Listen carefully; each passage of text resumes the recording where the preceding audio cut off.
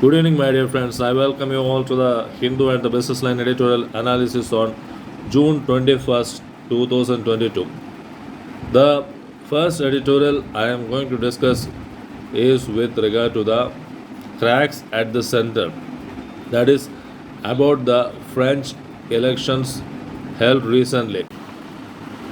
The BBC, the British channel, gives the title of the news of the outcome of the presidential elections in France as Macron loses majority as the French vote fragments. Yes, this is a fragmentation.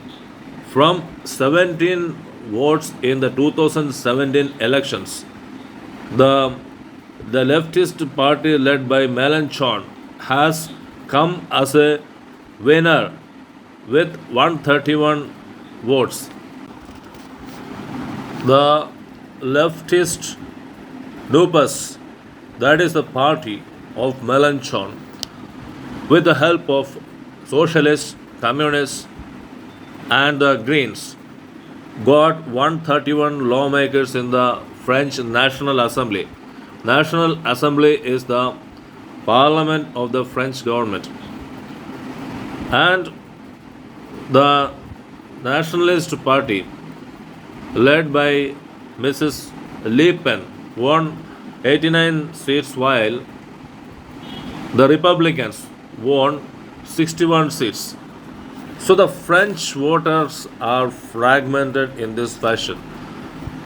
Macron lost the majority and has only 245 out of the 577 members in the French National Assembly. In order to get a majority, Macron requires 289 seats. What led to the fall of French President Emmanuel Macron? The COVID policy, the pension policy, all have rebounded and backfired. And the Nupes party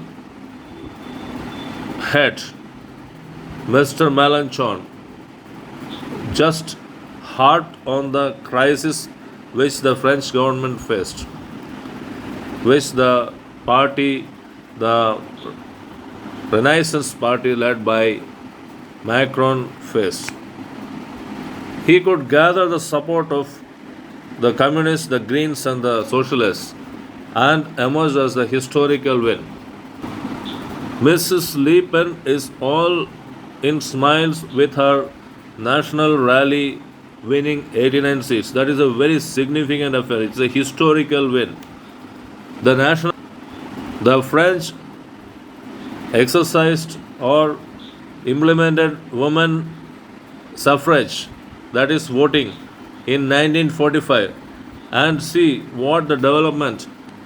The national rally led by a woman, that is Miss Le Pen, has emerged with 89 seats. This is a great achievement.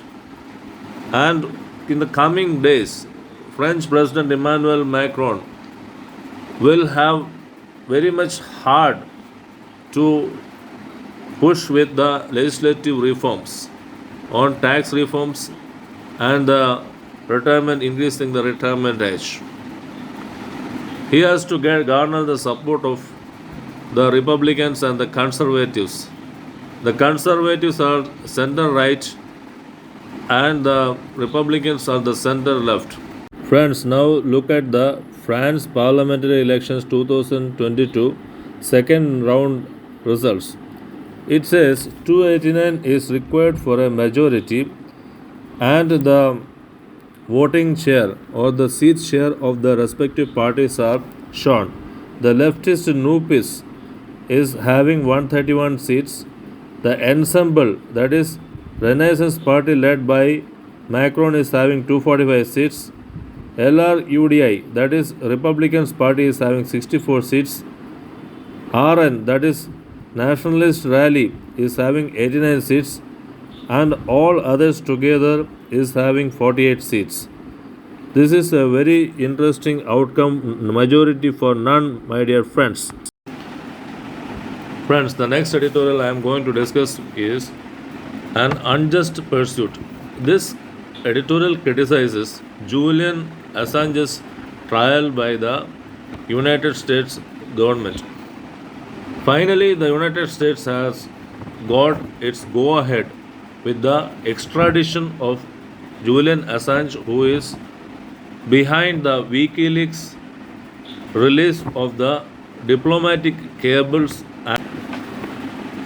and the cables on international humanitarian and war crimes committed in Afghanistan and Iraq by the United States government. And this exposed several bigger persons, some big persons who were involved in the war crimes. The chronological way in which the Assange's trial under the Espionage Act, the First World War Act, progresses can be seen as varied. Initially, administration, the Justice Department wanted to free Assange of charges, citing United States constitutional amendment on freedom of press and expression. Donald Trump wanted the extradition again to be on Mr. Assange. He was closely following the extradition on Assange. And interestingly, Joe Biden, the present United States President, is in pursuit of Assange. This die-hard pursuit of Assange is uncalled for. Is it a question on the investigative journalism which Mr. Assange stands for? Instead of pursuing the criminals of war crimes in Afghanistan and Iraq, why the person who revealed the cables is being doggedly pursued is not known. However, it remains to be seen that how far Mr. Joe Biden follows the commitment to place him in his Australia, where Mr. Assange is the citizen.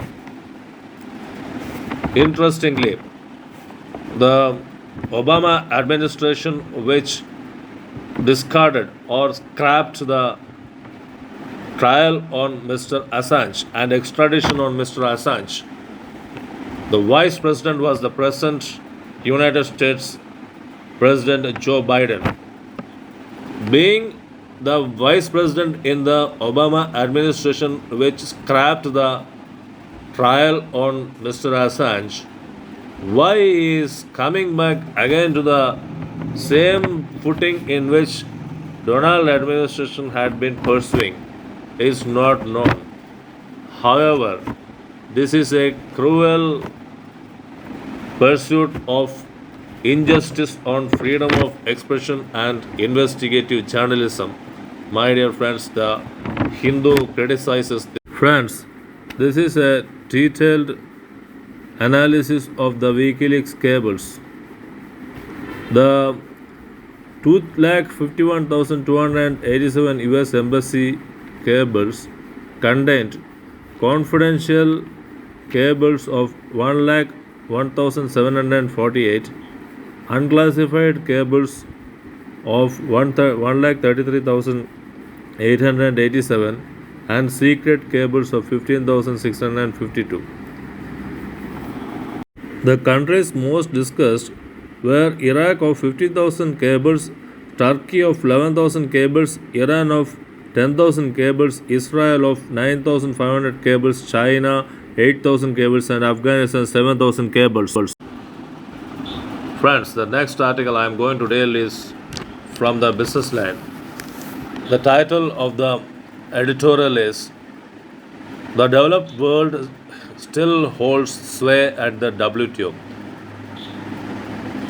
The comment of the Director General of WTO, Gosi Konjo-Vela, stated that the World Trade Organization has met the present day emergencies is being analyzed in this editorial. This is partly true. The WTO still stands with the developed world on many issues. The first issue to be taken up is the patent on COVID vaccines. Though the WTO has agreed, the signatories, that is 100 signatories to the India and South Africa demands on the patents to be waived while producing vaccines in developing countries. Although the decks have been cleared for production of vaccines at the developing economies, it is still coming with some onerous conditions, is what the interesting thing is about, my dear friends. These onerous conditions are very much difficult to implement. And the next one is on the fishing. China, UK are among some countries which gives subsidies to the fishing community. Their vessels are fishing in a far away world, away from their coast. We do not know how far they have been fishing or overfishing or and engaging in unlawful fishing activities. But the WTO has left this developed world while researching on the unlawful fishing and the overfished stock which is being happening. There is prohibition on unlawful fishing and overfished stock. Such countries are prohibited. However, the developed world where they are fishing is not just highlighted in the papers published. The developing world, the fishermen depend upon the fishing for their livelihood. However, for the developed world, what is being prohibited is subsidies to illegal and unlawful fishing. The illegal and unlawful fishing itself is not prohibited. This shows a tilt towards the developed world's interest, my dear friends. The next is India's case on the stockholding patents. India wanted a final decision on the stockholding to support millions of Indians from hunger.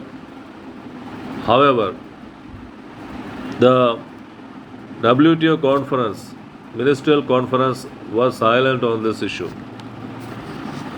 The next is India and many countries, developing countries, did not want an moratorium on the customs duties being charged on e-commerce articles and the e-commerce transfers between the countries. This is extended much to the opposition of India and developing countries. The WTO conference is just overstepping its mark to some environmental and ecological issues, which is quite uncalled for. Environmental and ecological issues is not its, and sustainability issues is not its foray. There are other United Nations organizations devoted to these issues. It is not for the World Trade Organization to poke its nose on environmental and sustainability issues, my dear. Another issue which was sidetracked was the dispute settlement mechanism and appellate body. The WTO did not hear that such appeals were being made. All this shows what the inclination towards the developed world is still the WTO's business, my dear friends. Let us discuss the structure of WTO. There is a ministerial conference which guides the General Council and which guides the Goods Council, Intellectual Property Council, and the Services Council. And there is an oversight body, that is dispute settlement body, and there is a reviewing body which is the trade policy review body. So just have a look at the structure of WTO, which will be helpful for you to analyze the discussions at the WTO and the WTO related issues in the coming future. Recently, the 12th Ministerial Conference was held, in which India participated, my dear friends. Friends, the next article I am going to deal is with the title Whether Urban Cooperative Banks and Rural Cooperative Banks be allowed to provide home loans. The PMC bank scam is still haunting us, my dear friends. Friends, the PMC bank failure is still haunting us. A 10,000 crores of default because of Diwan Housing Finance Company being the largest shareholder and the borrower of PMC Bank, the Punjab and Maharashtra Company Bank. The Reserve Bank of India had its hard time just bailing this bank out and meet the depositors' woes. Now, Reserve Bank of India has come out with new norms, almost doubling the loans limit of urban cooperative banks and rural cooperative banks. The limits for rural cooperative banks were increased from 20 lakhs to 50 lakhs for those having net worth of 100 crores or less, and for those rural cooperative banks having 100 crores and above net worth, the limit of housing loan was increased from 30 lakhs to 75 lakhs. For Tier 1 urban cooperative banks, it was increased from 30 lakhs to 60 lakhs, and for Tier 2 urban cooperative banks, it was increased from 75 lakhs to 1.5 crores. These are the housing loan schemes or the housing loan increases are suggested by the Reserve Bank of India. What are these Tier 1 and Tier 2 banks, my dear friends? Those having 100 crores or less net worth are Tier 1 banks, and more than 100 crores or more net worth are Tier 2 banks. The article says that there are lots of cooperative bank failures we have witnessed, like PMC bank failure. So why RBI is going ahead with this plan of allowing still more and more cooperative banks in allowing loans? The loans by the urban cooperative banks and rural cooperative banks are highly politicized. The political interference is the bane for the cooperative banking sector. Hence, the politically influenced loans are going to affect the structure of the advances being financed by the cooperative banks. The article also suggests for co-lending with the small finance banks, that is SFBs, is the way out. The cooperative banks should partner with small finance banks in lending so that the default risk are very much less. This is a eye opener on the kinds of disadvantages faced by the cooperative sector in banking, my dear friend. Friends, this is the new loan policy of the Reserve Bank of India by cooperative banks. Just note the division. The Tier 1 and Tier 2 urban cooperative banks are Tier 1 urban cooperative banks are those having less than 100 crores of deposits. Tier 2 urban cooperative banks are those having more than 100 crores of deposits. Rural cooperative banks small are those having less than 100 crores of net worth. Rural cooperative banks others are those having more than 100 crores of net worth. I hope you understand this division. Tier 1, Tier 2 urban cooperative banks and small and others of rural cooperative banks. Just look at the revised scheme of Reserve Bank of India regarding cooperative loans. Tier 1 urban cooperative banks can provide loans up to 60 lakhs now. Tier 2 it is 1.4 crores. The RCB's small, rural cooperative bank small can lend up to 50 lakhs and others can lend up to 75 lakhs.